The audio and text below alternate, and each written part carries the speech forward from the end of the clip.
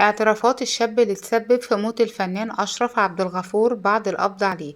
الشاب المتسبب في موت الفنان أشرف عبد الغفور اعترف إنه كان عايز يلحق النزلة في طريق مصر اسكندرية، بس ملحقش واتفاجئ بعربية كسرت عليه، فاضطر يغير مساره واتفاجئ بعربية الفنان أشرف عبد الغفور في وشه، وحاول ينقذها لكن معرفش بسبب ان الدنيا كانت ضلمة، وخبط في الفنان أشرف عبد الغفور الله يرحمه. والنيابة حكمت عليه بالحبس 4 أيام على ذمة التحقيق، ووجهت له تهمة القتل الخطأ. وزوجته كانت متواجدة معاه في العربية لكنها كويسة جدا الحمد لله، بس محجوزة في المستشفى وعندها كدمة بسيطة في صدرها.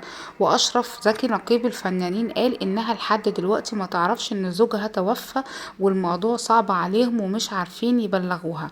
الفنان أشرف زكي نقيب الفنانين قال كمان في البرنامج مع عمرو أديب إنهم هيصلوا عليه بعد صلاة الظهر صلاة الجنازة في مسجد الشرطة في الشيخ زايد. الله يرحم الفنان أشرف عبد الغفور.